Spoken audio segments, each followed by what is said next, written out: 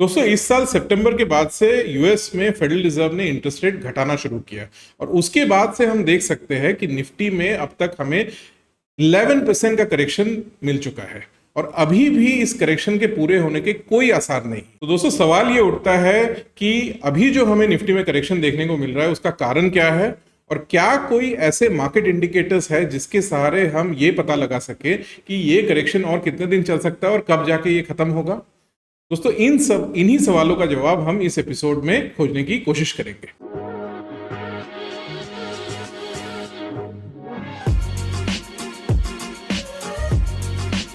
दोस्तों स्वागत है आपका इस सीरीज के दूसरे एपिसोड पे, जहां हम इस बारे में डिस्कस कर रहे हैं कि निफ्टी में जो अभी एक भारी गिरावट देखने को मिल रही है उसका कारण क्या है और ये गिरावट और कितने दिन चल सकती है। हमने इस सीरीज के फर्स्ट एपिसोड में देखा कि यूजुअली होता ये है कि जब भी यूएस का central bank federal reserve interest rates घटाना शुरू करता है उसके बाद यूजुअली दुनिया भर के इक्विटी मार्केट्स में इंक्लूडिंग निफ्टी में एक बहुत बड़ी तेजी देखने को मिलती है। लेकिन ये तेजी का माहौल ज्यादा दिनों तक चल नहीं पाता है क्योंकि यूजुअली देखा यह गया है कि फेडरल रिजर्व द्वारा इंटरेस्ट रेट घटाए जाने के कुछ समय बाद ही यूजुअली यूएस इकोनॉमी में एक रिसेशन आ जाता है, एक मंदी का माहौल आ जाता है और जैसे यूएस में एक रिसेशन का माहौल आ जाता है वैसे ही देखा यह गया है कि दुनिया भर के इक्विटी मार्केट्स में इंक्लूडिंग निफ्टी में भी एक बहुत बड़ा क्रैश देखने को मिलता है। चलिए इस चीज को चार्ट्स के सहारे और अच्छे से समझते हैं। ये जो चार्ट अपने स्क्रीन पे आप देख रहे हैं, ये चार्ट मैंने आपको इस सीरीज के फर्स्ट एपिसोड में भी दिखाया था। ये चार्ट ये बताता है कि पिछले 20 साल में फेडरल रिजर्व ने फेड फंड्स रेट को किस तरह से घटाया या बढ़ाया है। अब इस चार्ट में हम ब्लू लाइन ऐड कर देते हैं। ये ब्लू लाइन हमें बताता है कि पिछले 20 साल में निफ्टी किस तरह से ऊपर या नीचे गया है। हम इस चार्ट में ये भी देख सकते हैं कि सितंबर 2007 के बाद से फेडरल रिजर्व ने यूएस में फेड फंड्स रेट घटाना शुरू किया था और जैसे ही यूएस में फेड फंड्स रेट घटना शुरू हुआ वैसे ही हमें निफ्टी में एक बहुत बड़ी तेजी देखने को मिली। अगले 4 महीने में निफ्टी में हमें एक 38% की रैली देखने को मिली। लेकिन ये रैली चला बस 4 महीने, क्योंकि जनवरी 2008 के बाद यूएस में एक रिसेशन आ गया और यूएस में जैसे ही रिसेशन शुरू हुआ वैसे ही दुनिया भर के इक्विटी मार्केट्स में एक बहुत बड़ा क्रैश देखने को मिला। इंडिया में हमें निफ्टी में एक 60% का करेक्शन देखने को मिला जनवरी से अक्टूबर 2008 के बीच में। कुछ ऐसा ही होते हुए दिखा हमें अगले बिजनेस साइकिल में भी। हम इस चार्ट में ये भी देख सकते हैं कि अगस्त 2019 के बाद से, अगस्त 2019 के बाद से फेडरल रिजर्व ने फिर से फेड फंड्स रेट घटाना शुरू किया और जैसे ही यूएस में फेड फंड्स रेट घटना शुरू हुआ उसके बाद हम देख सकते हैं कि फिर से हमें निफ्टी में एक तेजी देखने को मिली और ये तेजी चली अगले 5 महीने तक और इस 5 महीने के दौरान निफ्टी में एक 13% का रैली देखने को मिला। लेकिन ये रैली चला जनवरी 2020 तक, क्योंकि जनवरी 2020 के बाद कोविड पैंडेमिक शुरू हो गया और जैसे ही कोविड पैंडेमिक शुरू हुआ हमें यूएस में एक रिसेशन देखने को मिला और जैसे ही यूएस में रिसेशन शुरू हुआ दुनिया भर के इक्विटी मार्केट्स में एक बड़ा क्रैश आया। यहाँ इंडिया में निफ्टी में भी हमें एक 38% का क्रैश देखने को मिला। इन दोस्तों गौर करने वाली बात एक और है जो आप में से बहुत लोगों ने मुझे कमेंट्स में पॉइंट आउट करके भी बताया है कि इस करंट बिजनेस साइकिल में फेडरल रिजर्व ने 18 सितंबर 2024 के बाद से फेड फंड्स रेट घटाना शुरू किया है और उसके बाद इस करंट बिजनेस साइकिल में निफ्टी का जो ट्रेंड रहा है वो निफ्टी का पिछले बिजनेस साइकिल के ट्रेंड्स की तुलना में काफी अलग रहा है, क्योंकि इस बार हम देख सकते हैं कि फेडरल रिजर्व के द्वारा फेड फंड्स रेट घटाए जाने के बाद से निफ्टी में हमें कोई बहुत ज्यादा तेजी देखने को नहीं मिली है। उल्टा हमें फेड फंड्स रेट घटाए जाने के बाद से हमें देखने को मिला है कि निफ्टी में करीब करीब 11% का करेक्शन आ चुका है। तो दोस्तों इसी के मद्देनजर हम इस एपिसोड में 3 चीजों पे डिस्कस करेंगे। पहला चीज जो हम डिस्कस करेंगे वो है कि अभी जो हमें निफ्टी में एक करेक्शन देखने को मिल रहा है उस करेक्शन का कारण क्या है। दूसरा पॉइंट, निफ्टी का यूजुअली इंटरेस्ट रेट घटाए जाने के बाद जो हिस्टोरिकली ट्रेंड रहा है, इंटरेस्ट रेट घटाए जाने के बाद हमें हिस्टोरिकली देखने को मिला है कि निफ्टी में यूजुअली एक तेजी आती है। क्या अब हम मान लें कि अब से ये ट्रेंड अब इनवैलिड हो चुका है और आगे के बिजनेस साइकिल में हमें ये ट्रेंड देखने को नहीं मिलेगा? हम इस बारे में भी चर्चा करेंगे। और थर्ड और जो मोस्ट इंपॉर्टेंट पॉइंट जो हम इस एपिसोड में डिस्कस करेंगे वो ये कि क्या कोई ऐसा तरीका है, क्या कोई ऐसा मार्केट पैरामीटर है जिसके सहारे हम ये अनुमान लगा सकते हैं कि ये जो अभी निफ्टी में करेक्शन चल रहा है ये और कितने समय तक चल सकता है। दोस्तों चलिए शुरू करते हैं पहले पॉइंट से। और वो ये कि पिछले 2 महीने में हमें निफ्टी में जो करेक्शन देखने को मिला है उसका कारण क्या है। वैसे तो दोस्तों इस करेक्शन के कई सारे कारण गिनाए जा सकते हैं। पहला तो रशिया और यूक्रेन के बीच में एक युद्ध की स्थिति है। मिडल ईस्ट में भी एक इजराइल और ईरान के बीच में एक युद्ध की स्थिति बनी हुई है। इसके अलावा हम देख सकते हैं कि पिछले 2 महीने में चाइना में वहाँ की सरकार ने एक बहुत बड़ा स्टिमुलस प्रोग्राम अनाउंस किया, जिसके चलते एफआईआईज ने अपना जो इंडिया एलोकेशन है वो कुछ हद तक इंडिया से शिफ्ट करके वो चाइना ले जाने लगे। और इन सारे फैक्टर्स का हमारे मार्केट पर प्रभाव तो पड़ा है। लेकिन अगर आप मुझसे पूछे कि अभी जो ये करेक्शन चल रहा है उसका सबसे बड़ा कारण क्या है, तो मेरे हिसाब से अभी ऑनगोइंग करेक्शन का सबसे बड़ा कारण है पिछले 2 महीने में यूएस के जो फाइनेंशियल सिस्टम है उसमें एक लिक्विडिटी में बहुत हद तक कमी आई है। और जब यूएस फाइनेंशियल सिस्टम के लिक्विडिटी में कमी आती है तो उसका प्रभाव सारी दुनिया के मार्केट्स पे पड़ता है। तो अगला जो सवाल ऑटोमेटिकली उठता है वो ये कि पिछले 2 महीने में ऐसा क्या हो गया है जिसके चलते यूएस फाइनेंशियल सिस्टम में लिक्विडिटी में कमी आने लगी है। अगर आप ये सवाल मुझसे पूछेंगे तो मैं कहूंगा कि पिछले 2 महीने में यूएस फाइनेंशियल सिस्टम में लिक्विडिटी कम होने का जो मेन कारण है वो है ये। दोस्तों ये चार्ट हमें बताता है कि यूएस में जो यूएस गवर्नमेंट का 10 साल का बॉन्ड होता है, उस बॉन्ड में जब आप इन्वेस्ट करते हैं तो यूएस गवर्नमेंट आपको सालाना एक इंटरेस्ट पे करता है।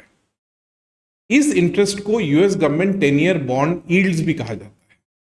तो ये चार्ट हमें बताता है कि यूएस गवर्नमेंट के 10 ईयर बॉन्ड्स में अगर आप इन्वेस्ट करते तो उससे जो आपको इंटरेस्ट मिलता, उससे जो आपको यील्ड मिलता, वो यील्ड पिछले 2 साल में किस तरह से ऊपर या नीचे गया है।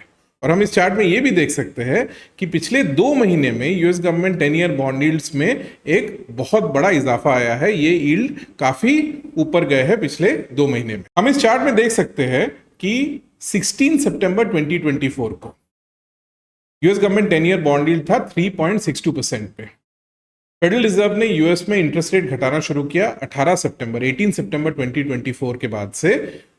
उस दिन के 2 दिन पहले US government 10 year bond yields था 3.62% पे, और ये 3.62% बढ़ के हो गया 4.31% बाय 4 नवंबर 2024। 4 नवंबर मतलब यूएस इलेक्शंस के एक दिन पहले, मतलब 1.5 महीने के दौरान में यूएस गवर्नमेंट 10 ईयर का जो बॉन्ड यील्ड्स था वो 3.62% से बढ़ के चला गया 4.31%, मतलब करीब करीब 0.7 परसेंटेज पॉइंट्स का इंक्रीज सिर्फ 1.5 महीने के अंतराल में। और दोस्तों जब बॉन्ड यील्ड्स बड़े कम समय में इतना ज्यादा बढ़ जाते हैं तो उसका फाइनेंशियल इंपैक्ट क्या होता है?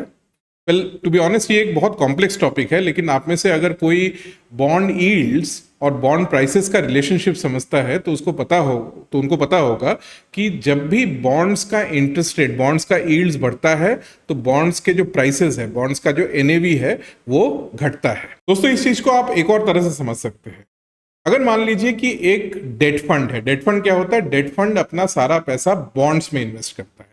तो मान लेते हैं कि एक डेट फंड है जो अपना सारा पैसा यूएस गवर्नमेंट 10 ईयर बॉन्ड्स में इन्वेस्ट करता है। ये भी मान लेते हैं कि इस डेट फंड का जो एनएवी था 16 सितंबर 2024 को, वो एनएवी था $100।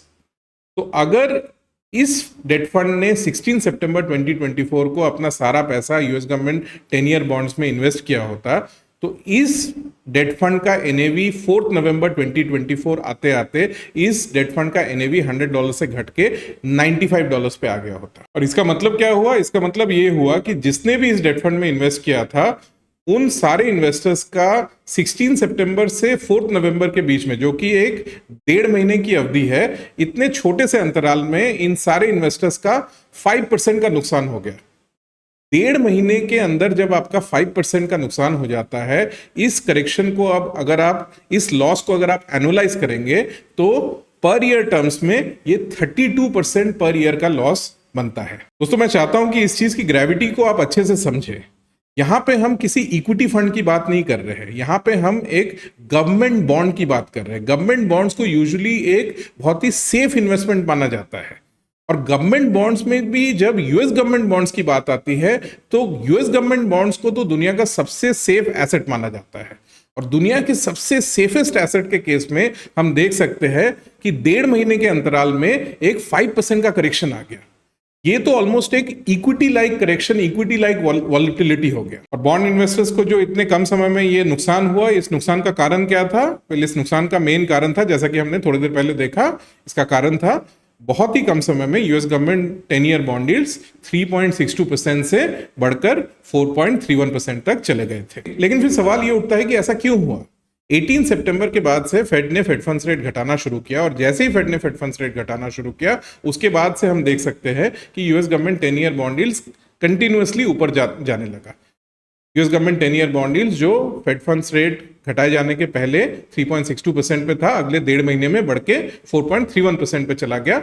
ऐसा क्यों हुआ दोस्तों? उसका कारण यह है कि जब भी फेड फंड्स रेट घटाना शुरू करता है तो उसके चलते यूएस में जितने बैंक्स है, वो बैंक्स अपने जितने लोन्स हैं, home loans, car loans, business loans पे जो इंटरेस्ट रेट चार्ज करते हैं, वो इंटरेस्ट रेट घटाना शुरू करते हैं। और ये रिलेशनशिप हमने इस सीरीज के एपिसोड 1 में देखा था। और बैंक्स अपने लोन्स पे इंटरेस्ट रेट कितनी तेजी से कम करेंगे, ये इस पे डिपेंड करता है कि फेड फंड्स रेट कितनी तेजी से कम कर रहा है। आमतौर पे होता यह है कि यूजुअल जो रेट कट साइकिल्स होते हैं, उनमें फेड साल में 8 बार मीटिंग करता है, और एक मीटिंग में यूजुअली फेड जब रेट काट रहा होता है, तब एक मीटिंग में 0.25% से इंटरेस्ट रेट घटाता है। बट कभी कभी ऐसा भी होता है जब फेड को लगता है कि इकोनॉमी की हालत बहुत ज्यादा नाजुक है और इकोनॉमी को सपोर्ट करने के लिए इंटरेस्ट रेट को बहुत तेजी से नीचे लाना पड़ेगा, और ऐसी सूरत में फेड 0.25% की जगह 0.5% से भी रेट घटाता है। और इस साल सितंबर 2024 के बाद यही हुआ। इस साल 18 सितंबर 2024 के बाद से फेड ने रेट कट शुरू किया, और जो पहला रेट कट था वो 0.25% का नहीं था, वो 0.5% का था। और जब भी फेड इंटरेस्ट रेट बहुत ज्यादा तेजी से नीचे लाने लगता है, तब होता यह है कि बैंक्स भी उतनी ही तेजी से अपने जितने लोन्स हैं उस पे इंटरेस्ट रेट घटाने लगते हैं। और ऐसी सूरत में बॉन्ड इन्वेस्टर्स में ये डर बैठ जाता है कि अगर फेड बड़ी तेजी से फेड फंड्स रेट घटाएगा और इसके चलते बैंक्स बड़ी तेजी से अपने लोन्स पे जो इंटरेस्ट है वो घटाने लगेंगे, तो और ये ऐसा समय पे होगा जब इकोनॉमी अभी भी रीजनेबली स्ट्रांग है। इकोनॉमी स्लो डाउन हो रहा है, लेकिन इकोनॉमी अभी भी रिसेशन में नहीं है, इकोनॉमी अभी भी रीजनेबली स्ट्रांग है। तो एक रीजनेबली स्ट्रांग इकोनॉमी के बीच में अगर बैंक्स बहुत ज्यादा तेजी से अपने लोन्स पे इंटरेस्ट रेट घटाना शुरू करेंगे, तो ऐसा हो सकता है कि बहुत सारे कंज्यूमर्स और बिजनेसेस इन लो इंटरेस्ट रेट का बेनिफिट लेके बहुत ज्यादा मात्रा में लोन लेने लगे, और ये लोन्स के सहारे वो बहुत ज्यादा मात्रा में घर, गाड़ी और बिजनेसेस पे स्पेंडिंग बढ़ाते। और जब बहुत ज्यादा मात्रा में कंज्यूमर्स और बिजनेसेस घरों पे, गाड़ियों पे, बिजनेसेस पे स्पेंडिंग बढ़ा देते हैं, तो एग्रीगेट डिमांड बढ़ने लगता है। और बहुत कम समय में जब एग्रीगेट डिमांड बहुत ज्यादा बढ़ जाता है, तो इस बात का भी डर होता है कि इकोनॉमी में वापस इन्फ्लेशन आ जाएगा, वापस फिर से बहुत तेजी से प्राइसेस बढ़ सकते हैं। और जब बॉन्ड इन्वेस्टर्स को ये डर लगने लगे कि फेड के द्वारा फेड फंड्स रेट बहुत ज्यादा तेजी से घटाए जाने के चलते आने वाले समय में इन्फ्लेशन बढ़ सकता है, तो बॉन्ड इन्वेस्टर्स यूएस गवर्नमेंट का जो 10 ईयर बॉन्ड यील्ड्स है उसको ऊपर ले जाने लगते हैं। दोस्तों, अब आप सोच रहे होंगे कि बॉन्ड इन्वेस्टर्स कैसे यूएस गवर्नमेंट बॉन्ड यील्ड्स को ऊपर ले जा सकते हैं। दोस्तों, आप इस चीज को इस तरह से समझिए कि यूएस गवर्नमेंट अपने बॉन्ड्स पे जो बॉन्ड इन्वेस्टर्स को इंटरेस्ट पे करता है, ये इंटरेस्ट और कुछ नहीं बट इन्फ्लेशन के लिए यूएस गवर्नमेंट बॉन्ड इन्वेस्टर्स को कॉम्पनसेट कर रहा होता है। तो एक तरह से जो बॉन्ड का जो यील्ड है, ये बॉन्ड इन्वेस्टर्स के लिए कॉम्पनसेशन है in lieu of the inflation in the economy. तो अगर बॉन्ड इन्वेस्टर्स को लगने लगता है कि आने वाले समय में इन्फ्लेशन ऊपर जाने वाला है, तो बॉन्ड इन्वेस्टर्स भी यूएस गवर्नमेंट बॉन्ड्स पे एक हायर कॉम्पनसेशन मांगेंगे, और इसके चलते यूएस गवर्नमेंट बॉन्ड यील्ड्स ऊपर जाने लगता है। और यूएस गवर्नमेंट का जो बॉन्ड यील्ड्स है वो ऊपर जाता कैसे है? ये इंटायरली एक मार्केट बेस्ड मैकेनिज्म के तहत ऊपर जाता है। यूएस गवर्नमेंट का जो बॉन्ड यील्ड्स है, ये कोई इंडिविजुअल सेट नहीं करता, ये कोई प्रेसिडेंट सेट नहीं करते हैं, ये कोई यूएस गवर्नमेंट के कोई मिनिस्टर सेट नहीं करते हैं। यूएस गवर्नमेंट के बॉन्ड्स पे जो यील्ड्स है ये एक मार्केट बेस्ड मैकेनिज्म के तहत सेट होता है। अगर बॉन्ड इन्वेस्टर्स को लगने लगे कि आने वाले समय में इन्फ्लेशन इकोनॉमी में बढ़ सकता है और इसके चलते उन्हें यूएस गवर्नमेंट बॉन्ड से एक हायर इंटरेस्ट चाहिए, एक हायर कॉम्पनसेशन चाहिए, तो वो करते ये है कि यूएस गवर्नमेंट के जो बॉन्ड्स की खरीदारी है वो कम कर देते हैं। और जैसे ही यूएस गवर्नमेंट के बॉन्ड्स की खरीदारी कम हो जाती है, यूएस गवर्नमेंट के बॉन्ड्स का डिमांड घटने लगता है, तो यूएस गवर्नमेंट को अपना बॉन्ड्स बेचने के लिए ऑटोमेटिकली अपना इंटरेस्ट रेट बढ़ाना पड़ता है ताकि फिर से बॉन्ड इन्वेस्टर्स में यूएस गवर्नमेंट बॉन्ड्स का अट्रैक्टिवनेस इंप्रूव हो। और इस तरह से यूएस गवर्नमेंट बॉन्ड के जो बॉन्ड इन्वेस्टर्स है वो यूएस गवर्नमेंट को फोर्स करते हैं अपने बॉन्ड्स पे इंटरेस्ट रेट बढ़ाने के लिए, ऐसे समय पे जब उनको लगता है कि आने वाले समय पे यूएस इकोनॉमी में इन्फ्लेशन बढ़ सकता है। जैसा कि हम देख सकते हैं कुछ ऐसा ही हुआ 16 सितंबर के बाद से। 16 सितंबर के बाद से US government 10 year bond yields 3.62% से बढ़ के 4.31% तक चला गया। और होता यह है कि जब बहुत ही कम समय में ये बॉन्ड यील्ड्स बहुत तेजी से ऊपर चले जाते हैं तो हमें इस रेड लाइन में, ये जो रेड लाइन अब आप अपने स्क्रीन पे देख सकते हैं, इस रेड लाइन में भी एक स्पाइक देखने को मिलता है। ये रेड लाइन क्या है? ये रेड लाइन है ICE BofA ML move index. BofA stands for Bank of America Merrill Lynch move index. Bank of America Merrill Lynch basically इस इंडेक्स का ओनर है। और ये इंडेक्स हमें, ये मूव इंडेक्स हमें क्या दिखाता है? ये move index basically US government का जो बॉन्ड मार्केट है उस बॉन्ड मार्केट की वॉलेटिलिटी को ट्रैक करता है। आप में से जो भी इक्विटी मार्केट में बहुत समय से ट्रेडिंग कर रहे हैं उन्होंने शायद विक्स का नाम सुना होगा। विक्स क्या है? विक्स बेसिकली इक्विटी मार्केट के वॉलेटिलिटी को ट्रैक करता है। तो जिस तरह विक्स इक्विटी मार्केट की वॉलेटिलिटी को ट्रैक करता है उसी तरह move index US government bond market की वॉलेटिलिटी को ट्रैक करता है। और मूव इंडेक्स जब भी 100 के ऊपर, 100 के ऊपर चला जाता है तो इसको गवर्नमेंट बॉन्ड मार्केट में एक बहुत ज्यादा वॉलेटिलिटी का साइन माना जाता है। और अगर मूव इंडेक्स 120 के ऊपर चला गया तो इसको तो एक डेंजरसली हाई वॉलेटिलिटी का साइन माना जाता है। और जैसा कि हम देख सकते हैं कि नवंबर में मूव इंडेक्स का जो लेवल है ये पहुंच गया था 136 पे।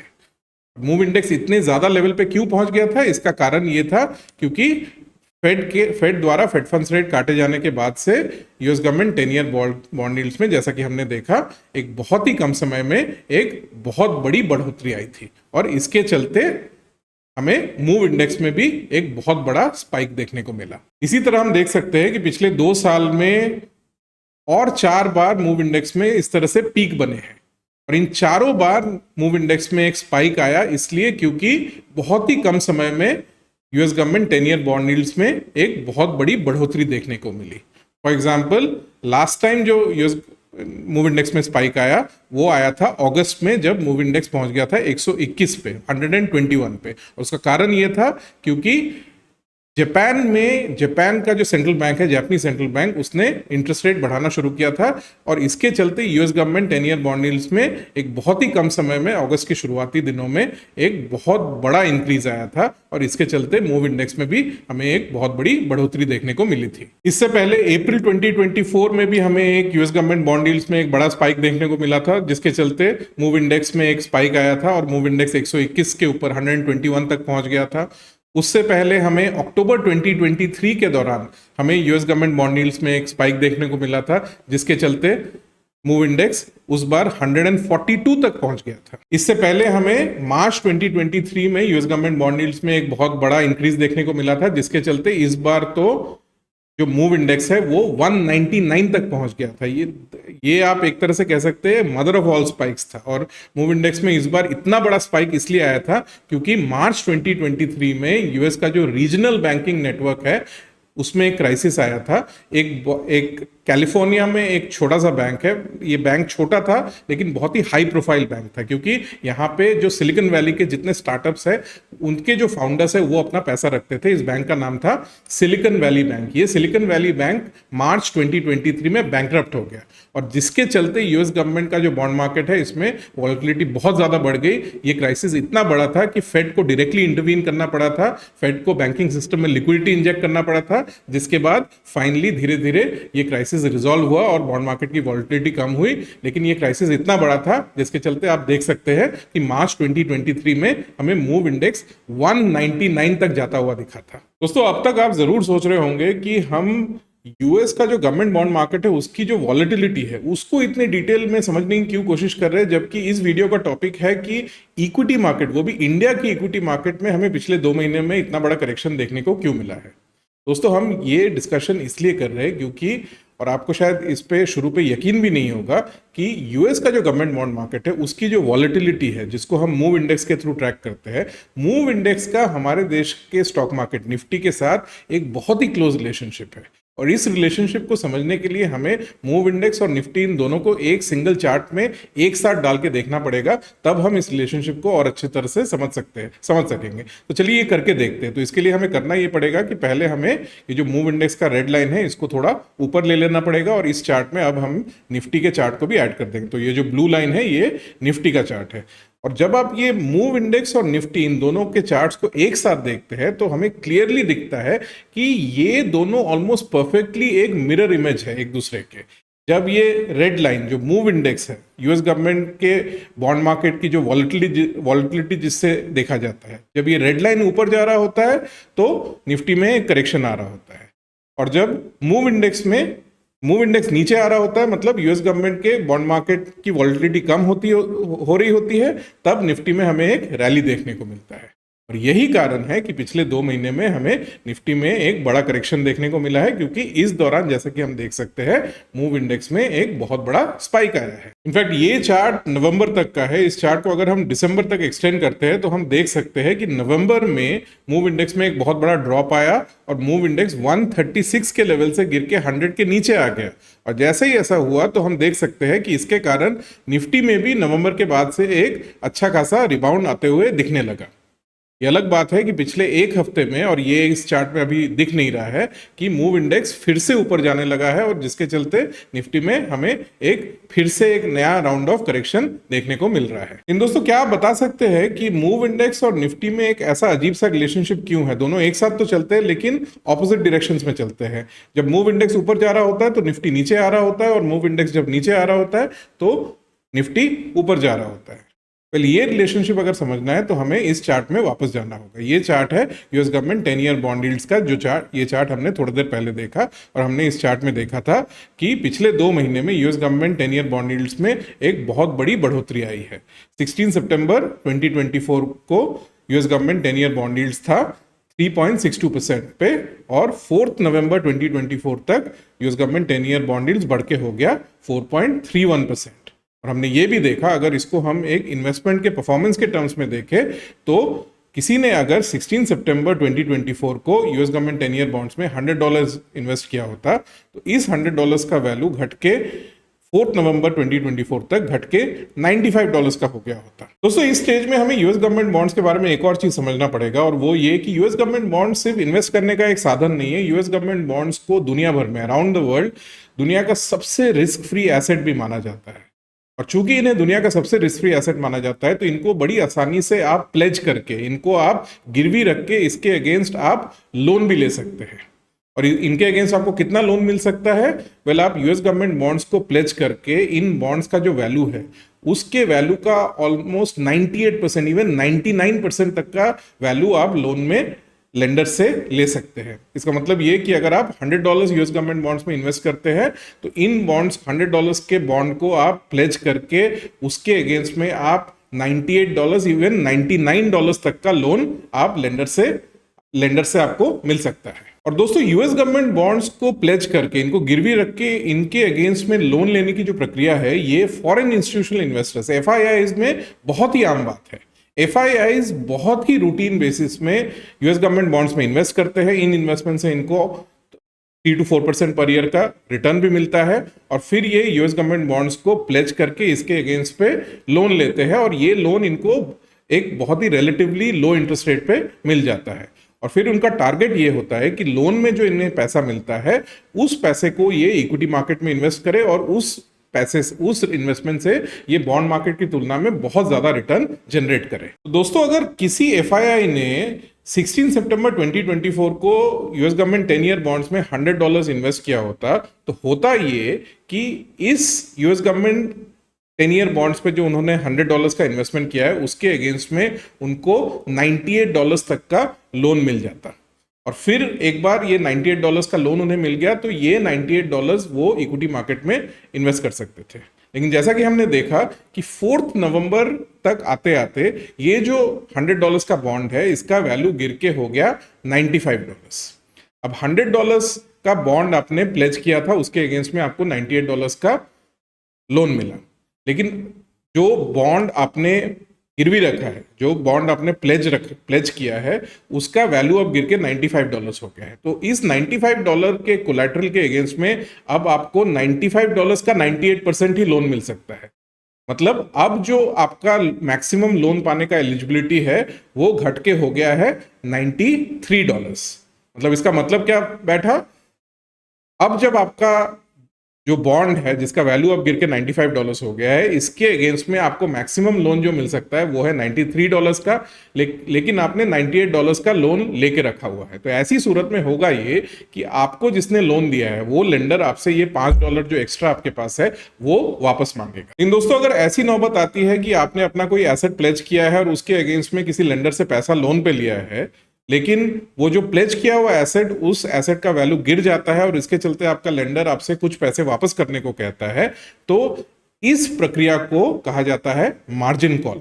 और जब एफआईआई पे मार्जिन कॉल आता है तब उनके पास और कोई ऑप्शन नहीं बचता है इसके सिवाय कि जो लोन पे उन्होंने $98 उठाया था और उस पैसे से उन्होंने स्टॉक्स में इन्वेस्ट किया था, तो उस स्टॉक इन्वेस्टमेंट में से उन्हें $5 का इन्वेस्टमेंट बेच के अपने लेंडर को वापस करने के सिवा कोई ऑप्शन नहीं बचता है जब उन पे मार्जिन कॉल आता है। इन रियलिटी होता इससे भी बुरा है, क्योंकि नॉर्मल टाइम्स में तो आपको आपके यूएस गवर्नमेंट बॉन्ड्स के अगेंस्ट में 98% तक का लोन मिल जाएगा, लेकिन जब यूएस गवर्नमेंट बॉन्ड मार्केट में वॉलेटिलिटी बढ़ जाती है, मूव इंडेक्स बहुत हाई लेवल पे चला जाता है, तो ऐसी सूरत में लेंडर्स आपको आपके बॉन्ड्स के अगेंस्ट में 98% तक का लोन नहीं देंगे।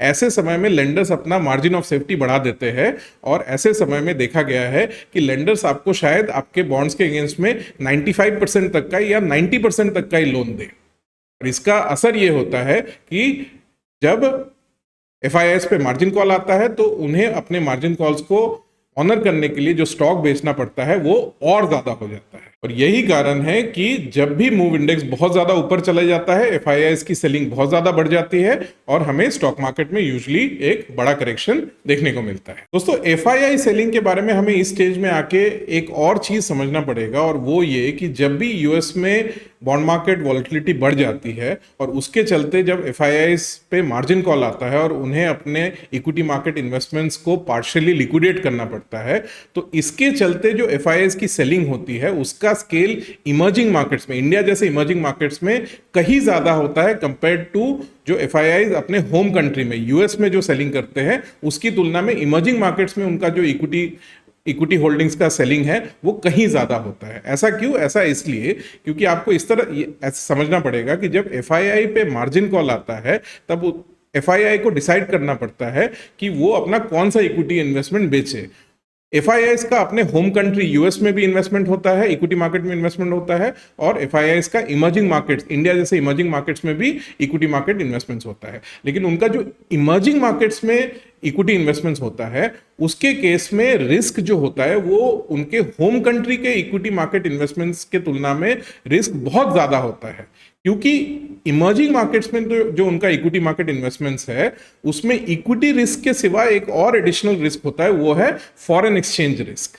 और इसीलिए जब एफआईआईज पे मार्जिन कॉल आता है तो लाजमी है कि एफआईआईज अपना जो रिस्कियर इन्वेस्टमेंट है, जो कि इंडिया जैसे इमर्जिंग मार्केट्स में उनका इक्विटी इन्वेस्टमेंट्स है, वो उनका ज्यादा रिस्क वाला इन्वेस्टमेंट है, तो ये अपने ज्यादा रिस्क वाले इन्वेस्टमेंट्स को पहले बेचते हैं और ज्यादा मात्रा में बेचते हैं। और यही कारण है कि जब भी यूएस के गवर्नमेंट बॉन्ड मार्केट की वॉलेटिलिटी में एक बढ़ोतरी आती है, जब भी मूव इंडेक्स का लेवल बहुत बढ़ जाता है, तब देखा गया है कि इमर्जिंग मार्केट्स में एफआईआईज जितना सेलिंग करते हैं वो बहुत ज्यादा होता है compare to the amount of selling जो वो अपने होम कंट्री यूएस में जितना वो सेलिंग करते हैं उसकी तुलना में इमर्जिंग मार्केट्स में सेलिंग और बहुत ज्यादा करते हैं। इसीलिए जो स्केल ऑफ करेक्शन होता है ऐसे समय पे वो इमर्जिंग मार्केट्स में कहीं ज्यादा होता है कंपेयर टू यूएस मार्केट्स में जो करेक्शन देखा गया। और यही हमने पिछले 2 महीने में भी देखने को मिला है कि इंडिया जैसे इमर्जिंग मार्केट्स में एफआईआईज ने सेलिंग भी ज्यादा करी है और इंडिया जैसे मार्केट्स में करेक्शन भी ज्यादा हुआ है कंपेयर टू जो करेक्शन हमें यूएस मार्केट में देखने को मिला है। अब दोस्तों आते हैं आज के डिस्कशन के सबसे इंपॉर्टेंट सवाल पे, और वो ये कि आगे चल के निफ्टी में क्या हो सकता है। अब तक हमें यूएस गवर्नमेंट बॉन्ड यील्ड्स में एक बहुत बड़ा जंप देखने को मिला है और उसके चलते हमें निफ्टी में 11% का करेक्शन होते हुए दिखा है।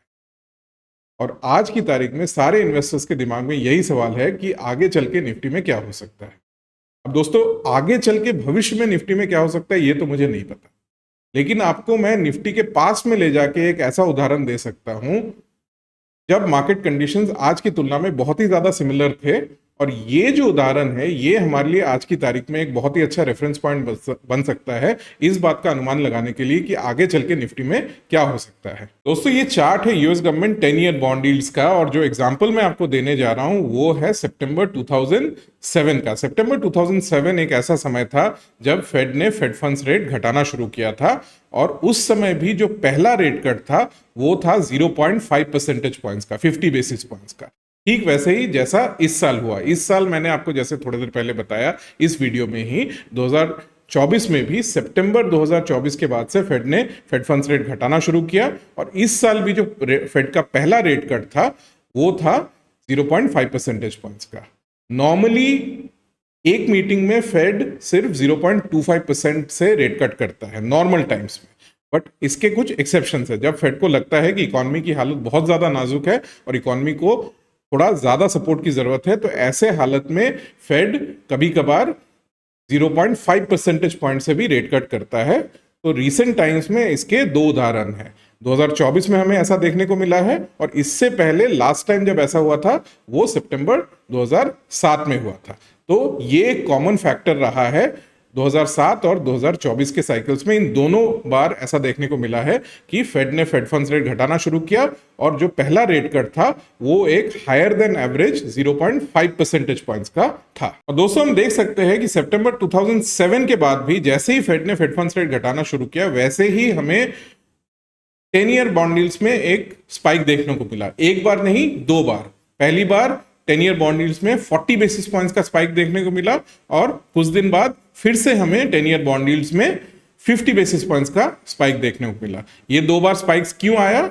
रीजन उस समय भी सेम था। जैसे ही फेड ने फेड फंड्स रेट घटाना शुरू किया, 50 बेसिस पॉइंट्स का पहला कट था, वैसे ही बॉन्ड इन्वेस्टर्स में ये डर बैठ गया कि अब इन्फ्लेशन बढ़ सकता है, और जैसे ही बॉन्ड इन्वेस्टर्स में ये डर बैठा तो बॉन्ड इन्वेस्टर्स बॉन्ड यील्ड्स ऊपर ले जाने लगे। लेकिन दोस्तों हम ये भी देख सकते हैं कि बॉन्ड इन्वेस्टर्स में जब ये डर बैठ जाता है कि इन्फ्लेशन बढ़ सकता है, और इस डर के चलते बॉन्ड इन्वेस्टर्स कुछ समय के लिए बॉन्ड यील्ड्स को ऊपर तो ले जा सकते हैं, लेकिन बॉन्ड यील्ड्स हायर लेवल पे बहुत ज्यादा समय तक सस्टेन तभी कर सकते हैं अगर एक्चुअल इकोनॉमिक डेटा में भी दिखने लगे कि इन्फ्लेशन एक्चुअली बढ़ रहा है।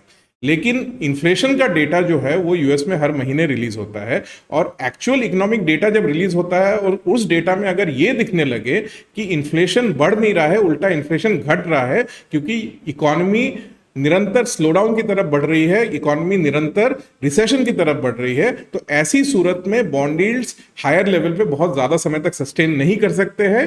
कुछ समय बाद जब ये क्लियर हो जाता है कि इन्फ्लेशन एक्चुअली बढ़ नहीं रहा है, तो थोड़े समय के बाद होता यह है कि बॉन्ड यील्ड्स फिर से नीचे आने लगते हैं। और सितंबर 2007 के बाद भी एग्जैक्टली यही हुआ। दो बार बॉन्ड यील्ड्स में स्पाइक तो हुआ, लेकिन एक्चुअल इकोनॉमिक डेटा जब आया तो उसमें दिखा कि इन्फ्लेशन एक्चुअली बढ़ नहीं रहा है, और जैसे ही ये कंफर्म हो गया कि इन्फ्लेशन एक्चुअली बढ़ नहीं रहा है, उसके बाद हम देख सकते हैं कि दोनों बार बड़ी तेजी से बॉन्ड यील्ड्स फिर से नीचे आने लगे। और जनवरी 2008 तक आते आते तो यूएस इकोनॉमी एक रिसेशन में चली गई, और जैसे ही यूएस में एक रिसेशन शुरू हुआ उसके बाद इकोनॉमिक कंडीशंस बहुत ज्यादा तेजी से खराब होने लगे। स्पेशली 2008 के अंत के तरफ इकोनॉमिक कंडीशंस में जो डिटोरिएशन था वो बहुत ज्यादा रैपिड हो गया। सितंबर 2008 के बाद स्पेशली ये डिटोरिएशन बहुत ज्यादा तेजी पकड़ने लगा।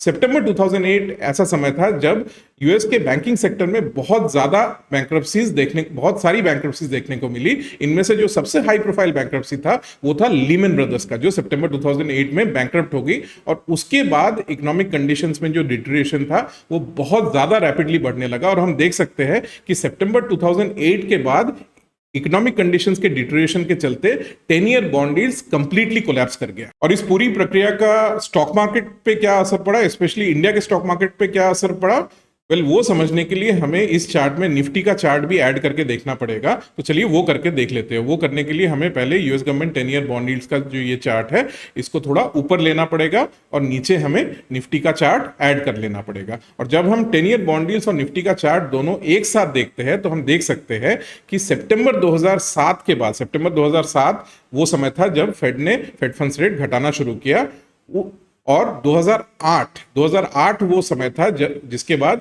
यूएस में एक रिसेशन शुरू हो गया।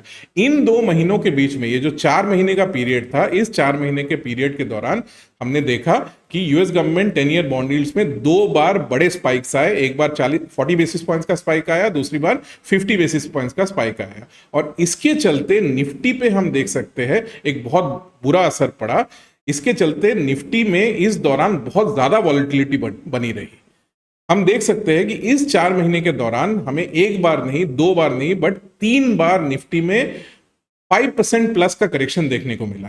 जो पहला करेक्शन इस दौरान हमें देखने को मिला वो एक ऑलमोस्ट 9% का करेक्शन था। उसके बाद हमें फिर से एक बार एक 7% का करेक्शन देखने को मिला, और तीसरी बार भी हमें एक बार फिर से 7% का करेक्शन देखने को मिला।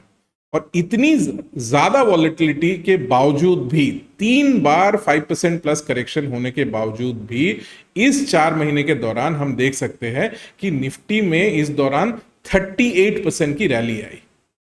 38% rally in a matter of just 4 months. और यह संभव इसीलिए हुआ क्योंकि इस 4 महीने के दौरान इवन दो 2 बार यूएस गवर्नमेंट बॉन्ड यील्ड्स में 2 बड़े स्पाइक्स आए, लेकिन इन 2 स्पाइक्स के बावजूद इस दौरान बॉन्ड यील्ड्स का जो ओवरऑल डायरेक्शन था वो टुवर्ड्स द डाउनसाइड था। बॉन्ड यील्ड्स नीचे आ रहे थे, और इसीलिए ये संभव हो पाया कि निफ्टी में हमें एक बहुत बड़ी रैली देखने को मिली। लेकिन दोस्तों, बॉन्ड यील्ड्स के नीचे आने से इक्विटी मार्केट्स को सपोर्ट तब तक ही मिल सकता है जब तक इकोनॉमी ग्रो कर रही है, इकोनॉमी रिसेशन में नहीं गई है। लेकिन एक बार इकोनॉमी रिसेशन में चले जाए उसके बाद इक्विटी मार्केट्स को कोई सपोर्ट नहीं मिल सकता। इसीलिए हम देख सकते हैं कि जनवरी 2008 के बाद जब यूएस इकोनॉमी रिसेशन में चली गई, उसके बाद हमें स्टॉक मार्केट में, इंडिया के निफ्टी में एक 60% करेक्शन देखने को मिला जनवरी से अक्टूबर 2008 के बीच में। और दोस्तों, हम ये भी देख सकते हैं कि सितंबर 2007 के बाद जब फेड ने फेड फंड्स रेट घटाना शुरू किया, उसके बाद निफ्टी में जैसा ट्रेंड देखने को मिला था, हमें 2024 में भी, सितंबर 2024 के बाद फेड ने फेड फंड्स रेट घटाना शुरू किया, उसके बाद से अभी तक हमें निफ्टी में एग्जैक्टली वैसा ही ट्रेंड देखने को मिला है। सितंबर 2024 के बाद से हमने देखा कि जैसे ही फेड ने फेड फंड्स रेट घटाना शुरू किया, उसके बाद गवर्नमेंट बॉन्ड यील्ड्स में एक स्पाइक आया, और उसके चलते निफ्टी में हमें अभी तक 11% का करेक्शन देखने को मिला है। ठीक वैसे ही जैसे कि सितंबर 2007 के बाद फेड ने फेड फंड्स रेट घटाना शुरू किया था, और उसके बाद एक बार नहीं, 2 बार नहीं, बट 3 बार हमें निफ्टी में बड़े करेक्शंस देखने को मिले थे। और इसीलिए दोस्तों, मेरा स्ट्रांगली ये मानना है कि आगे चल के इस बिजनेस साइकिल में भी हमें निफ्टी में वैसा ही ट्रेंड देखने को मिलेगा जैसा कि हमें सितंबर 2007 के बाद निफ्टी में देखने को मिला था। दोस्तों, इसीलिए मैं समझता हूं कि अभी के लिए तो बॉन्ड यील्ड्स ऊपर गए हैं, क्योंकि बॉन्ड इन्वेस्टर्स में ये डर बैठ गया है कि आने वाले समय में इन्फ्लेशन इकोनॉमी में आ सकता है। लेकिन हर महीने जो एक्चुअल इन्फ्लेशन का डेटा रिलीज हो रहा है, उस डेटा में ऐसा कोई एविडेंस नहीं है कि इन्फ्लेशन डिसाइसिवली फिर से ऊपर की तरफ जा रहे हैं। और मेरा स्ट्रांगली मानना यह है कि आने वाले समय में ये एकदम क्लियर हो जाएगा कि इन्फ्लेशन ऊपर नहीं जा रहा है, उल्टा इकोनॉमी स्लोडाउन की तरफ बढ़ रही है, इकोनॉमी एक रिसेशन की तरफ बढ़ रही है, और उसके चलते इन्फ्लेशन एक्चुअली नीचे जा रहा है। और जब एक बार ये क्लियर हो जाएगा, तब हम फिर से देखेंगे कि बॉन्ड यील्ड्स जो ऊपर गए हैं वो 2007 की तरह फिर से एक बार नीचे आने लगेंगे। और एक बार बॉन्ड यील्ड्स नीचे आने लगे तो इससे स्टॉक मार्केट को एक सपोर्ट मिलेगा, और मेरा मानना यह है कि उसके बाद हम निफ्टी के रैली में एक रिजम्पशन देख सकेंगे। और निफ्टी में ये रैली कितने दिन तक चलेगा, जैसा कि मैं कई बार बता चुका हूं, मेरा मानना यह है कि निफ्टी में ये जो रैली है ये तब तक चलेगा जब तक यूएस इकोनॉमी में एक रिसेशन नहीं आ जाता। एक बार यूएस इकोनॉमी में रिसेशन आ जाता है, उसके बाद मेरा मानना यह है कि निफ्टी में हमें एक बहुत बड़ा क्रैश देखने को मिलेगा। इन दोस्तों, मेरा जो ये मार्केट आउटलुक है, इसका सही होना ऑलमोस्ट एंटायरली इस बात पर डिपेंड करता है कि आने वाले समय में यूएस इकोनॉमी में इन्फ्लेशन नीचे जाएगा ना कि ऊपर जाएगा। और इसलिए ये सवाल उठता है कि मैं इतना श्योर कैसे हूं कि आने वाले समय में इन्फ्लेशन नीचे जाते हुए देखेंगे ना कि ऊपर जाते हुए देखेंगे। तो दोस्तों मेरा जो इतना एक स्ट्रॉन्ग कन्विक्शन है इन्फ्लेशन के बारे में कि आने वाले समय में मुझे लगता है कि इन्फ्लेशन नीचे की तरफ ही जाएगा ना कि ऊपर की तरफ जाएगा, उसके दो कारण हैं। पहला कारण है वीक ऑयल डिमांड और दूसरा कारण है यूएस लेबर मार्केट में जो हमें वीकनेस देखने को मिल रहा है। तो चलिए इन दोनों रीजन को अच्छे से समझते हैं। पहला रीजन है वीक ऑयल डिमांड। दोस्तों ये चार्ट हमें दिखाता है कि पिछले एक साल में ब्रेंट क्रूड ऑयल का प्राइस किस तरह से नीचे आया है। हम इस चार्ट में देख सकते हैं कि पिछले एक साल में ब्रेंट क्रूड ऑयल का प्राइस ऑलमोस्ट 30% से नीचे आ चुका है। हाँ, हाल के महीनों में हमें ऑयल प्राइसेस में एक स्पाइक भी देखने को मिला है और इसका कारण ये है कि मिडिल ईस्ट में ईरान और इजराइल के बीच में टेंशन्स बहुत ज़्यादा बढ़ गए थे। लेकिन ये भी सही है कि जैसे ही ये टेंशन्स में हमें कमी देखने को मिली वैसे ही तुरंत ऑयल प्राइसेस फिर से नीचे आने लगे। और ऑयल प्राइसेस का इतनी तेज़ी से नीचे आना हमें ये दिखाता है कि ग्लोबल इकोनॉमी में ऑयल का डिमांड गिर रहा है। अब ऑयल का यूज होता किस लिए है? ऑयल का यूज होता है प्लेन्स में, गाड़ियों में, जहाजों में, लोगों को एक जगह से दूसरी जगह पहुंचाने के लिए, सामान को एक जगह से दूसरी जगह पहुंचाने के लिए। और ऑयल प्राइसेस में जब भी इतनी तेजी से एक करेक्शन देखा जाता है उसका एक ही मतलब हो सकता है और वो ये कि लोगों को एक जगह से दूसरी जगह पहुंचाने की जो एक्टिविटी है, सामानों को एक जगह से दूसरी जगह पहुंचाने की जो एक्टिविटी है, इस एक्टिविटी में स्लो डाउन आ रहा है। और इसका एक ही मतलब निकलता है और वो ये कि ग्लोबल इकोनॉमिक एक्टिविटी में एक इन जनरल स्लो डाउन आता जा रहा है। और जब ग्लोबल इकोनॉमिक एक्टिविटी में एक जनरल स्लो डाउन आने लगता है तो ऐसी सूरत में इन्फ्लेशन वापस से ऊपर जाने लगे, इसका चांस बहुत ही कम होता है। दोस्तों अब आते हैं दूसरे फैक्टर पे, जो कि है यूएस लेबर मार्केट में जो हमें पिछले 2 साल में वीकनेस देखने को मिल रहा है। दोस्तों ये चार्ट हमें दिखाता है कि पिछले 2 साल में यूएस का जो अनएम्प्लॉयमेंट रेट है वो किस तरह से ऊपर या नीचे गया है।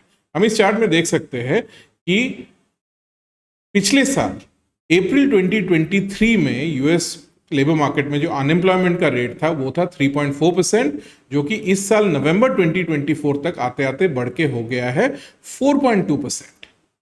और दोस्तों हिस्टोरिकली जब भी अनएम्प्लॉयमेंट का रेट इतनी तेजी से ऊपर गया है, हिस्टोरिकली हर बार देखा यह गया है कि यूएस इकोनॉमी आगे चल के एक रिसेशन में चली गई है। अब दोस्तों जब इतनी तेजी से इकोनॉमी में अनएम्प्लॉयमेंट बढ़ रहा होता है, इतने तेजी से लोगों की नौकरियां जा रही होती है, तो ऐसी सूरत में लेबर फोर्स के पास ऐसा स्पेंडिंग पावर ही नहीं होता है कि वो जाके इतना ज्यादा खर्चा कर दे कि इकोनॉमी में इन्फ्लेशन बढ़ने लगे। और इसीलिए दोस्तों यूएस में जो अनएम्प्लॉयमेंट रेट में जो हमें स्पाइक देखने को मिल रहा है, उसके मद्देनजर भी मेरा यही कंक्लूजन है कि यूएस इकोनॉमी में फिर से इन्फ्लेशन बढ़ने लगेगा, इसके चांसेस बहुत ही कम है। अब दोस्तों आते हैं इस एपिसोड के फाइनल क्वेश्चन में, और वो ये कि हमें इस स्टेज में हमारे इन्वेस्टमेंट पोर्टफोलियो के साथ क्या करना चाहिए। अगर मेरा मानना यह है कि आने वाले समय में इन्फ्लेशन नीचे आएगा और उसके चलते यूएस गवर्नमेंट बॉन्ड यील्ड्स भी नीचे आएंगे और उसके बाद हमें निफ्टी के रैली में एक रिजम्पशन देखने को मिलेगा, तो क्या हमें निफ्टी में अभी जो करेक्शन देखने को मिल रहा है, इस करेक्शन के दौरान हमें एग्रेसिवली फ्रेश इन्वेस्टमेंट्स फिर से करना चाहिए? तो दोस्तों इस सवाल का मेरा क्लियर आंसर है कि बिल्कुल भी नहीं। इस स्टेज में मुझे नहीं लगता है कि ये उचित समय है निफ्टी में फिर से नए सिरे से फ्रेश इन्वेस्टमेंट्स करने का। हमें इसके लिए थोड़ा और रुकना चाहिए। लेकिन मैं ऐसा क्यों कह रहा हूं, ये समझाने के लिए मुझे आपको इस चार्ट में ले जाना पड़ेगा। इस चार्ट में एक साथ हम move index, US government bond yields और निफ्टी का जो पिछले 3 साल में ट्रेंड रहा है, ये तीनों हम एक ही चार्ट में एक साथ देख सकते हैं। हम इस चार्ट में ये भी देख सकते हैं कि नवंबर के बाद से मूव इंडेक्स में एक बहुत बड़ा ड्रॉप आया है। मूव इंडेक्स जो 136 तक चला गया था, उसमें एक ड्रॉप आया है और मूव इंडेक्स हाल के हफ्तों में 100 के नीचे चला गया। और मूव इंडेक्स के में जो ये ड्रॉप आया है, उसके चलते हम नवंबर के बाद ये भी देख सकते हैं कि धीरे धीरे निफ्टी में भी एक रिबाउंड देखने को मिला है। इन दोस्तों मूव इंडेक्स का प्रॉब्लम ये है कि इस बात की कोई गारंटी नहीं है कि मूव इंडेक्स अगर एक बार नीचे आए तो वो फिर से ऊपर नहीं जा सकता है। इनफैक्ट पिछले एक हफ्ते में एग्जैक्टली यही हो रहा है। मूव इंडेक्स नीचे आने के बाद हम पिछले एक हफ्ते में देख सकते हैं कि मूव इंडेक्स फिर से एक बार ऊपर जाने लगा है और इस चलते पिछले एक हफ्ते में निफ्टी में फिर से हमें एक भारी करेक्शन देखने को मिला है। पिछले एक हफ्ते में निफ्टी ऑलमोस्ट 1300 पॉइंट गिर गया है। दोस्तों फिर सवाल ये उठता है कि हम कैसे कंफर्म कर सकते हैं कि ये करेक्शन कब पूरा होगा। तो दोस्तों हिस्टोरिकली देखा ये गया है कि मूव इंडेक्स के ऊपर जाने के बाद अगर निफ्टी में करेक्शन आता है तो उस करेक्शन के पूरे हो जाने का जो सबसे ठोस सिग्नल होता है वो ये होता है कि मूव इंडेक्स नीचे जाए और उसके साथ साथ यूएस गवर्नमेंट बॉन्ड यील्ड्स भी नीचे जाए। अभी तक हमें जो देखने को मिला है कि सिर्फ मूव इंडेक्स नीचे आया है, लेकिन यूएस गवर्नमेंट बॉन्ड यील्ड्स जो है वो नीचे नहीं आए। इनफैक्ट पिछले एक हफ्ते में हमें देखने को मिला है कि यूएस गवर्नमेंट बॉन्ड यील्ड्स ऊपर गए हैं। इसलिए इस स्टेज में जो सिग्नल मैं वेट कर रहा हूं वो ये कि मूव इंडेक्स नीचे आए और उसके साथ साथ यूएस गवर्नमेंट बॉन्ड यील्ड्स भी नीचे आए। और जब तक ऐसा नहीं होता है तब तक मेरे लिए ये करेक्शन पूरा नहीं हुआ है। इसीलिए इस स्टेज पे जिस सिग्नल का मैं बेसब्री से इंतजार कर रहा हूं वो ये कि मूव इंडेक्स भी नीचे आया और उसके साथ साथ यूएस गवर्नमेंट बॉन्ड यील्ड्स भी नीचे आया। और एक बार मुझे ये सिग्नल मिल गया वो मेरे लिए फाइनल कॉन्फर्मेशन होगा कि ये करेक्शन अब पूरा हो चुका है और उस स्टेज के बाद मैं बहुत एग्रेसिवली निफ्टी में फिर से इन्वेस्ट करना शुरू करूंगा। और इसीलिए दोस्तों इस स्टेज में मैंने अपने पर्सनल पोर्टफोलियो और मेरे क्लाइंट्स के पोर्टफोलियो में भी एक अच्छा खासा पोर्शन कैश में और डेट फंड्स में शिफ्ट कर दिया है। और मैं बेसब्री से इस बात का इंतजार कर रहा हूं कि यूएस गवर्नमेंट बॉन्ड यील्ड्स और मूव इंडेक्स दोनों सब्सटेंशियली नीचे आए। और एक बार जब ऐसा होता है उसके बाद मैं अपने पर्सनल पोर्टफोलियो और मेरे क्लाइंट्स के पोर्टफोलियो में एग्रेसिवली इक्विटी का वेटेज बढ़ाना शुरू करूंगा। इन दोस्तों इस स्टेज में ये एब्सोल्युटली क्रिटिकल है कि हम जो हमारे इन्वेस्टमेंट डिसीजंस है वो एक रूल्स बेस्ड अप्रोच के तहत ले, ना कि हमारे गट फीलिंग के बेसिस पे ले। और मेरी इस एपिसोड में यही कोशिश रही है कि आपको मूव इंडेक्स और यूएस गवर्नमेंट बॉन्ड यील्ड्स के माध्यम से आपको एक ऐसा रूल्स बेस्ड अप्रोच दे सकूं जिसके सहारे आप निफ्टी में जो अभी एक वॉलेटाइल पीरियड चल रहा है इस पीरियड के दौरान आप अपने इन्वेस्टमेंट डिसीजंस को एक रूल्स बेस्ड अप्रोच के सहारे ले सके और अपने इन्वेस्टमेंट से इस वॉलेटाइल पीरियड के दौरान अपने इन्वेस्टमेंट से एक बहुत बढ़िया आउटकम अचीव कर सके। दोस्तों अब इस एपिसोड को मैं यहाँ पे आके समाप्त करता हूँ। मुझे पूरी आशा है कि इस एपिसोड के दौरान जो इनसाइट्स मैंने आपके साथ शेयर किए वो आपके काम आएंगे और आपको पसंद भी आया होगा।